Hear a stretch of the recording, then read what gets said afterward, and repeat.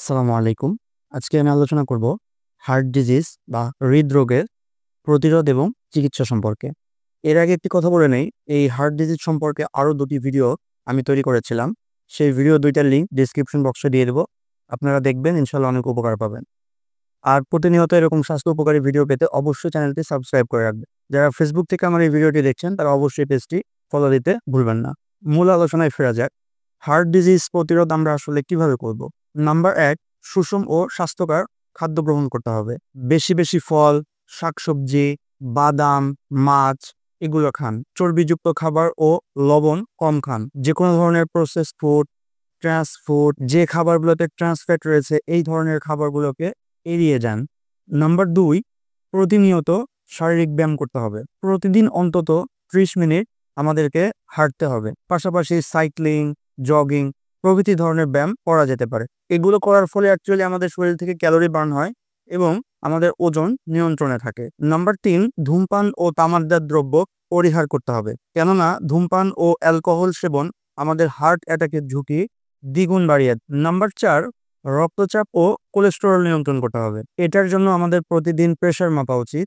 Pressure বেশি থাকলে সেই ধরনের ম্যানেজমেন্টে যেতে হবে। পাশাপাশি কারো শরীরে কোলেস্টেরল বেশি থাকলে অবশ্যই কোলেস্টেরল নিয়ন্ত্রণে ওষুধ খেতে হবে। নাম্বার ৫, ডায়াবেটিস নিয়ন্ত্রণ করতে হবে। যাদের ডায়াবেটিসের সমস্যা আছে তাদের প্রায় প্রতিদিনই রক্তে গ্লুকোজের পরিমাণ পরিমাপ করতে হবে। যদি ডায়াবেটিস অনিয়ন্ত্রিত হয় তবে অবশ্যই চিকিৎসকের পরামর্শে দেওয়া ইনসুলিন অথবা ডায়াবেটিসের যে ওষুধ আছে সেটি রেগুলার খেতে হবে। পাশাপাশি যে খাবারগুলো ডায়াবেটিস বাড়ায় সেই খাবারগুলো থেকেও নিজেদেরকে কন্ট্রোল করতে হবে। নাম্বার ৬, যেটি সবচেয়ে গুরুত্বপূর্ণ বিষয়, আমাদেরকে মানসিক দুশ্চিন্তা দূর করতে হবে। এটি দূর করার উপায় হচ্ছে মেডিটেশন, গভীর শ্বাস, রেগুলার এক্সারসাইজ এবং সবচাইতে গুরুত্বপূর্ণ যে বিষয়টা হচ্ছে পর্যাপ্ত পরিমাণ ঘুম, অন্তত দিনে ৭ থেকে ৮ ঘন্টা এবং বিশেষ করে রাত ১১টা-১২টার মধ্যে ঘুমিয়ে পড়াটা সবচাইতে উত্তম।